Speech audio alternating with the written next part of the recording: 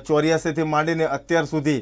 અને આજે જ્યારે એ મહેનત અમે કરી, એ સમાજને જાગૃત કરવાનો જે પ્રયાસ કર્યો, અને એની જે ઋતુમ્બરાજી હોય, આચાર્ય ધર્મેન્દ્રજી હોય, શ્રદ્ધેય અશોક સિંઘલજી હોય, તો આવા સંતો, મહાંતો, મહાત્માઓના માર્ગદર્શન અમને મળ્યું. એ માર્ગદર્શનના માધ્યમથી અમે સમાજ સુધી પહોંચ્યા, અને એમની કરેલી વાત સમાજના એક એક ગામડા સુધી, સમાજના એક સમાજ સુધી, વિભિન્ન સમાજ, કારણ કે હિન્દુ સમાજ એ ઘણા સમાજોમાં વહેંચાયેલો છે, પણ એ પર્ટિક્યુલર કોઈ જ્ઞાતિ નહીં, કોઈ ભેદ નહીં, કોઈ જાતિવાદ નહીં, માત્ર એક હિન્દુ, માત્ર એક હિન્દુ, એક જ પરિવાર, એ પ્રકારના ભાવ સાથે મેં ગામડે ગામડે જઈ અને લોકોને જાગૃત કર્યા, શિલાપૂજનો કરી. અને એ શિલાપૂજનો અયોધ્યા ગયા, ઘર ઘેરથી એક ₹100 લીધો, ગૌગ્રામ યાત્રા મેં નિકાળી, ગૌ યાત્રા મેં નિકાળી, રામ યાત્રા મેં નિકાળી, શિલાપૂજન યાત્રા મેં નિકાળી. અને આ પ્રકારનો એક માહોલ આખા સમાજની અંદર, દેશભરની અંદર ઊભો કર્યો. અને આજે જ્યારે એક ઐતિહાસિક ક્ષણ આવી રહી છે, અને જ્યારે દેશના માનનીય પ્રધાનમંત્રી નરેન્દ્રભાઈ મોદી જ્યારે એનું ભૂમિપૂજન કરવાના હોય, અને મને કાલે મેં સોશિયલ મીડિયામાં જોયું હતું કે જ્યારે અડવાણીજી અયોધ્યા પહોંચ્યા ત્યારે યોગીજી મહારાજ એક બહુ નાની ઉંમરના એમની સાથે ઉભેલા દેખાય છે. તો એક કેટલો ગૌરવની વાત હશે યોગીજી મહારાજ માટે, જે યુપીના મુખ્યમંત્રી છે, જ્યારે બાળ સ્વરૂપે યોગીજી હતા, અને આજે એ જ ઉત્તર પ્રદેશના મુખ્યમંત્રી, અને જ્યારે અયોધ્યાનું જે ભૂમિપૂજન થઈ રહ્યું છે, અને આ ભૂમિપૂજનના યજમાન રૂપે જ્યારે ત્યાં બિરાજમાન કરતા હોય, ત્યારે અમને વાત કરતા રૂવાડા ઊભા થઈ જાય છે, વાત કરતા એક ગૌરવનું અનુભૂતિ થાય છે. ત્યારે યોગીજી માટે પણ આ ખૂબ જ ગૌરવની વાત છે. અને આખા અમે તો ટીવીના માધ્યમથી જોઈ રહ્યા છીએ, અને અમારા પૂજ્ય સાધુ સંતો, મહંતો જ્યારે અયોધ્યા પહોંચ્યા છે, અને એક પ્રત્યક્ષ ત્યાં એમના પાવન ચરણો, પાવન ભૂમિ ઉપર જ્યારે પડ્યા છે, અને એ જ્યારે સમન્વય થશે ને એ પાછા પોતપોતાના રાજ્યમાં, પોતપોતાના શહેરોમાં જ્યારે આવશે, ત્યારે એમના ચરણ સ્પર્શ કરી અને અમે એવી અનુભૂતિ કરશું કે અમે સ્વયં અયોધ્યા રામલલાના દર્શન કરવા માટે ગયા હતા, હનુમાનજી મહારાજના દર્શન કરવા માટે ગયા હતા, અને આ પવિત્ર ભૂમિને અમે અમારા માથે ચડાવી, અને એક ગૌરવની લાગણીના આજે જ્યારે આટલા 450 વર્ષથી વધારે, આજ 2030ની અંદર બાબરના જે સેનાપતિએ રામ મંદિર તોડ્યું એના 500 વર્ષ પૂરા થશે. અને આ 500 વર્ષ દરમિયાન 4 લાખ લોકોથી વધારે લોકોએ બલિદાન ત્યાં આપ્યા, કોઠારી બંધુએ બલિદાન આપ્યું, અને એ સિવાય ઘણા બધા લોકોએ જે બલિદાન આપ્યું. અને તમામ જે બલિદાનો થયા એ તમામ લોકોની દિવ્ય આત્મા આજે જ્યારે ઉપર આસમાન ઉપરથી નિહાળતી હશે કે આજે જે માટે બલિદાન આપ્યું, એ બલિદાન માટે આજે 400 વર્ષ બાદ એક શિલા અહીંયા ભૂમિપૂજનનો અવસર જ્યારે આવી રહ્યો છે, જેમ તમે કીધું એમ અભિજીત મુહૂર્તની અંદર એક દેશના સર્વોચ્ચ પદે બિરાજમાન આદરણીય પ્રધાનમંત્રીના વરદ હસ્તે જ્યારે થઈ રહ્યું છે, અને આચાર્ય મહંત નૃત્ય ગોપાલદાસજી મહારાજ જે ટ્રસ્ટના અધ્યક્ષ છે, માન્ય ચંપતરાયજી મહાસચિવ છે, અને વિશ્વ હિન્દુ પરિષદના આંતરરાષ્ટ્રીય મહાસચિવ છે, એ લોકો પણ ત્યાં ઉપસ્થિત છે. અને આખા દેશભરની અંદરથી જે એક દાનનો પ્રવાહ આવ્યો છે, આખા દેશભરની અંદરથી એક ઉત્સાહ આવ્યો છે. જે લોકો પાસે જે હતું, કોઈ ₹100 માંડી અને 1.25 કરોડથી માંડીને અઢળક જે લોકો પાસે જે હતું એ બધું આપ્યું, કારણ કે આની અંદર એક આસ્થા, એક ભાવ, એક વસુદેવ કુટુંબકમનો ભાવ આની અંદર જોડાયો. અને આખા દેશની અંદર, એક વિશ્વની અંદર આખો એક માહોલ આ બની રહ્યો છે. વચ્ચે પણ મેં સોશિયલ મીડિયામાં જોયું હતું કે અમેરિકા પણ રામમય બની રહ્યું છે. અમેરિકાની અંદર પણ જય શ્રી રામ બોલવામાં આવે છે. ડોનાલ્ડ પણ જય શ્રી રામ કહે છે. અને હું માનું છું જ્યારે આ દેશની ઐતિહાસિક પળ આવી રહી છે, ત્યારે વિશ્વભરના મીડિયાઓ અને વિશ્વભરના વૈશ્વિક નેતાઓ પણ ટીવીની ઉપર આંખ માંડીને બેઠા હશે, આ ઐતિહાસિક પળને નિહાળતા હશે, અને ટીવીના માધ્યમથી ને મીડિયાના માધ્યમથી એ લોકો પણ આના પ્રત્યક્ષ પરોક્ષ રીતે સાક્ષી બનશે. તો હું માનું છું કે આ દેશની અંદર એક સેકન્ડ, આ દેશની અંદર એક મીડિયાનો એક વિઝ્યુઅલ ક્યાંક જતું ના રહે. એક એક આખું ન્યૂઝ ક્યાં આડાવડા ના થઈ જાય એ જોવાનો એક ઉત્સાહ કે પ્રધાનમંત્રી આવ્યા, પ્રધાનમંત્રી ઉતર્યા, પ્રધાનમંત્રીને કોણ મળે છે, સાધુ સંતો ત્યાં કોણ કોણ પહોંચ્યા છે, એક પલે પલના વિઝ્યુઅલ જોવાનો જ્યારે એક ઉત્સાહ છે, તો હું માનું છું કે આનાથી વધારે ઉત્સાહિત કોઈ વાત ના હોઈ શકે. અને આપના માધ્યમથી દર્શકોને ફરી એક વખત હું કહીશ કે રામ રાજ્યની સ્થાપનાનું આગાજ જ્યારે થવા જઈ રહ્યો છે અને આજે ભવ્ય ને દિવ્ય 500 વર્ષના ઇતિહાસ બાદ ભવ્ય ને દિવ્ય દિવાળી આજે આપણે નિહાળી રહ્યા છો, તો 15મી ઓગસ્ટ જ્યારે દેશ આઝાદ થવાના પહેલા 10 દિવસ પહેલા ભવ્ય રામ મંદિર નિર્માણ થઈ રહ્યું છે. જે અસ્થાયી મકાન, જે અસ્થાયી ઝોપડું જે ભગવાન શ્રી રામ માટે બનાવવામાં આવ્યું હતું, એની અંદરથી આજ 5મી ઓગસ્ટ એમાંથી પણ હું માનું છું કે ભગવાન શ્રી રામ એમાંથી આઝાદ થઈ અને ભવ્ય અને દિવ્ય એમના મંદિરની અંદર બિરાજમાન થશે. અને આખા દેશની અંદર ગામડાઓમાંથી આવેલી પવિત્ર જળ, પવિત્ર માટી, એનું પણ ત્યાં ભૂમિપૂજનની અંદર ત્યાં એમને ત્યાં એ મૂકવામાં આવશે. તો હું માનું છું કે આજથી પવિત્ર સમય અને સુવર્ણ અક્ષરે 5 ઓગસ્ટ સુવર્ણ અક્ષરે ભારતના ઇતિહાસની અંદર લખાવવામાં આવશે. અને તમે જોઈ શકો છો કે માન્ય પ્રધાનમંત્રીજી એક સંત તરીકે જ્યારે આવતા હોય, એક એવી પ્રતીતિ થાય છે કે દેશના પ્રધાનમંત્રી એક સંત પુરુષ હોય. એમનો વેશભૂષા તમે જોઈ હશે કે ધોતીમાં કદાચ હું એમને પ્રથમ વખત જોઈ રહ્યું છું, અને જે પ્રમાણે એમને ઉપરનું બી પહેર્યું છે જબ્બો, એ પણ એક હિન્દુત્વ રામમય રંગ, એક ધર્મમય રંગ, અને એક રામાયણની નગરીની અંદર જ્યારે ભૂમિપૂજન માટે ત્યાં જવા જઈ રહ્યો ત્યારે એક સંત મહાત્મા ત્યાં ભૂમિપૂજન માટે આવ્યા હોય એવું ચરિતાર્થ થઈ રહ્યું છે, એનો દ્રશ્યમાન આપણાને થઈ રહ્યા છે. ત્યારે બહુ ગૌરવની વાત છે, બહુ હર્ષ ઉલ્લાસ ખુશીની વાત છે. જી બિલકુલ. તો અત્યારે વડાપ્રધાન નરેન્દ્ર મોદી જે પ્રમાણે પહેલા અયોધ્યા પહોંચ્યા અને ત્યાર પછી અત્યારે તેઓ હનુમાન ગઢીમાં પહોંચ્યા છે. હનુમાન ગઢીમાં તેઓ 10 મિનિટ પૂજા અર્ચના કરશે.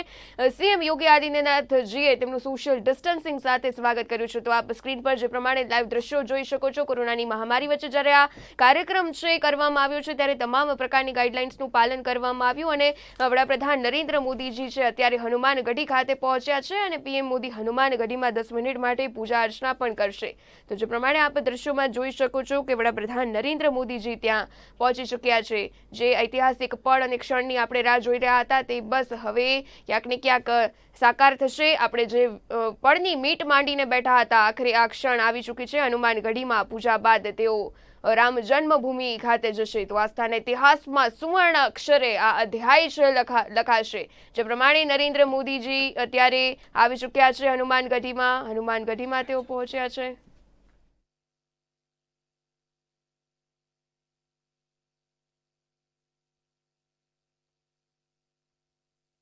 પહોંચી ચૂક્યા છે સીએમ યોગી આદિત્યનાથ.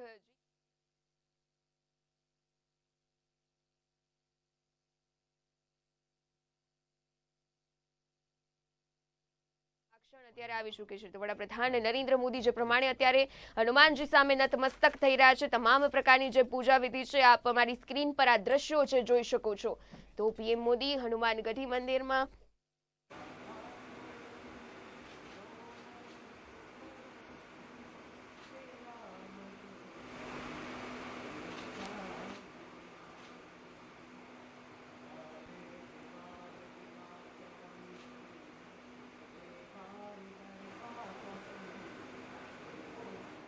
सर्वप्रथम भगवान श्री राम के अनन्यतम भक्त पवन सुत हनुमान के दर्शन करेगा और उसी परंपरा का निर्वहन कर रहे हैं प्रधानमंत्री नरेंद्र मोदी.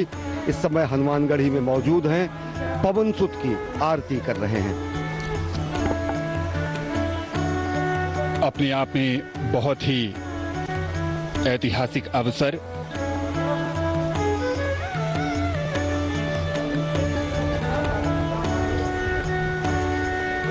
प्रधानमंत्री नरेंद्र मोदी हनुमानगढ़ी में राम भक्त हनुमान की अर्चना करते हुए और अब परिक्रमा कर रहे हैं.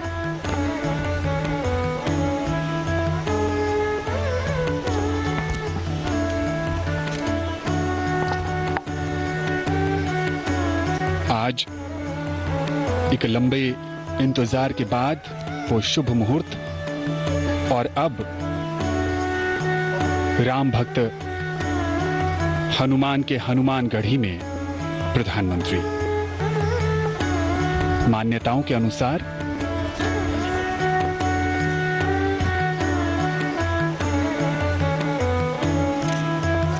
हनुमान जी का राज तिलक यहीं हुआ था। रामदूत अतुलित बल धामा, अंजनी पुत्र पवन सुत नामा। भगवान हनुमान पवन सुत कहे जाते हैं और अंजनी पुत्र कहे जाते हैं। और सबसे बड़ी बात जो भगवान हनुमान को रामदूत की जो संज्ञा मिली हुई है वो उन्हें और विशिष्ट और विलक्षण बनाती है, और एक प्रतिबद्धता संपूर्ण विश्व के सामने स्पष्ट रूप से आती है जब खुद भगवान हनुमान ये कहते हैं कि राम काज कीन्हे बिना मोहि कहाँ विश्राम। और आज वही प्रतिबद्धता जो कि कही जाती है कि त्वदीयाय कार्याय बद्धा कटियम, यानी कि मातृभूमि के कार्य के लिए हम प्रतिबद्ध हैं, कटिबद्ध हैं। आज उसी प्रतिबद्धता के परिपूर्ण होने का दिन है, और आज प्रधानमंत्री नरेंद्र मोदी के कर कमलों से भूमि पूजन होगा भगवान श्री राम के जन्म स्थल पर दिव्यतम भव्यतम मंदिर के निर्माण के लिए। और वो वही प्रतिबद्धता है भगवान हनुमान की प्रतिबद्धता कि राम काज कीन्हे बिना मोहि कहाँ विश्राम। और ये उसी प्रतिबद्धता का प्रस्फुटन है, ये उसी प्रतिबद्धता का उदाहरण है जो कहा जाता है त्वदीयाय कार्याय बद्धा कटियम। माननीय प्रधानमंत्री महोदय को हनुमानगढ़ी की उस परंपरा के अनुसार वो एक भेंट की गई सिर पर एक मुकुट जिसे उन्होंने धारण किया बहुत ही श्रद्धा के साथ, और वो एक प्रतीक होता है कि जो काज वो मन में लेकर आए थे वो पूर्णता को प्राप्त होगा। आशीर्वाद प्रदान होने की एक सनातन परंपरा का निर्वहन किया गया वहाँ के गद्दी नशीन द्वारा। माननीय प्रधानमंत्री जी ने बहुत ही श्रद्धा के साथ उसे ग्रहण किया। अयोध्या आज पूरी तरह से खुशी से नृत्य कर रही है, वो झूम रही है। आज उसके आराध्य, उनके इष्ट भगवान प्रभु श्री राम का, जो कि रामलला विराजमान के रूप में जन्मभूमि परिसर में विराजते हैं, उनके भव्य भवन का निर्माण होना है। आज भूमि पूजन के साथ कार्यारंभ होना है। उसी कड़ी में माननीय प्रधानमंत्री महोदय ने हनुमानगढ़ी का दर्शन किया, और अब वो जन्मभूमि परिसर की तरफ आएंगे। और रहा सवाल अयोध्या का, तो अयोध्या साक्षी बन रही है उस ऐतिहासिक घड़ी के। ये जो इतिहास लिखा जा रहा है उस इतिहास का साक्षात्कार करना अपने आप में एक दिव्यता की अनुभूति है। अयोध्या का जिक्र जब भी किया जाता है उस धार्मिक शहर के साथ श्री राम और सरयू नदी का महत्व भी हमेशा से ही सामने आता है। रामलला, उनके साथ भाई भरत, लक्ष्मण, शत्रुघ्न, साथ में हैं राम भक्त हनुमान, शालिग्राम और प्रधानमंत्री। हनुमानगढ़ी के बाद अब रामलला के दर्शन और पूजन के लिए आएंगे। राम का रामत्व उनकी संघर्षशीलता में है। राम के संघर्ष से साधारण जनता को एक नई शक्ति मिलती है। कभी न हारने वाला मन। विपत्तियां हजार हैं, राम रोते हैं, बिलखते हैं, पर हिम्मत नहीं हारते हैं। सरयू के तट पर पिछले कुछ दिनों से भव्य तैयारी की गई है। दिव्य आरती का आयोजन किया गया। इस पूरे उत्सव को एक मनभावन रूप दिया गया और विहंगम नजारा अपने आराध्य, अपने प्रभु मर्यादा पुरुषोत्तम राम को अनूठे ढंग से समर्पित ये कार्यक्रम और पूरे अयोध्या नगरी को प्रकाश की रोशनी से जगमग किया गया। पिछले 2-3 दिनों से ये अद्भुत नजारा सरयू के तट पर राम की पैड़ी और दीपोत्सव भी मनाया गया। यहाँ पर मान्यताओं के अनुसार रामायण और रामचरितमानस में इस बात का भी जिक्र है कि जब राम 14 वर्ष के बाद वनवास काटकर अयोध्या नगरी लौटे थे तो उस समय अयोध्या वासियों ने दीप जलाकर प्रभु का स्वागत किया था। और अब जब अवसर राम मंदिर के निर्माण शिलान्यास का है, भूमि पूजन का है, तो एक बार फिर प्रभु श्री राम की जन्मस्थली अयोध्या ने उन्हें दीपोत्सव के सहारे याद किया, स्वागत किया और उनसे प्रार्थना भी की कि उनकी कृपा से ही ये भव्य और दिव्य आयोजन अपनी संपूर्णता को प्राप्त कर सकता है। पिछले 2 दिनों से दीप मालिकाओं में सजी संवरी अयोध्या राम के पुनरागमन का आभास करा रही है। राम का पुनरागमन अयोध्या में इस मायने में हो रहा है कि भगवान श्री राम का अयोध्या में ही वनवास समाप्त हो रहा है। सरयू तट पर असंख्य दीपों से, जगमगाहट से भगवान श्री राम के पुनरागमन का आभास देश और दुनिया ने किया। भगवान श्री राम यहाँ के रोम रोम में विराजते हैं और अब जब वो क्षण आया है जिसका युगों युगों से लोगों को इंतजार था, तो संपूर्ण अयोध्या अपने संपूर्ण यौवन रूप में, अब अयोध्या के वैराग्य में अब सौभाग्य का उदय हुआ है और संपूर्ण सजी संवरी यौवन रूप में अयोध्या इस युगांतकारी क्षण के साक्षात के लिए तैयार है। सरयू की महिमा भी समूचे अयोध्या को और पावन बनाती है। गंगा से भी ज्यादा पवित्र और महात्म सरयू का माना जाता है। भगीरथ ने खुद अपने पुरखों के उद्धार के लिए अगर गंगा को लाया तो साक्षात यहाँ पर ईश्वर ने सरयू को प्रकट किया था। ये तस्वीरें आप देख रहे हैं सभा मंडप का, जहाँ पर विशिष्ट आमंत्रित गणमान्य महानुभाव यहाँ पर मौजूद हैं। तस्वीरों में आप अनेक लोगों को आप पहचान सकते हैं और साथ ही साथ यह दृश्य है गर्भगृह का, जहाँ पर प्रधानमंत्री नरेंद्र मोदी देश के विद्वत काशी विद्वत परिषद और लब्ध प्रतिष्ठित कर्मकांड विशेषज्ञों की मौजूदगी में अभिजीत मुहूर्त में भूमि पूजन करेंगे। ये वही आसन है, ये वही क्षण है, ये वही स्थान है, ये वही गर्भगृह है जहां पर प्रधानमंत्री नरेंद्र मोदी भूमि पूजन करेंगे और दिव्यतम भव्यतम मंदिर के निर्माण का कार्यारंभ होगा।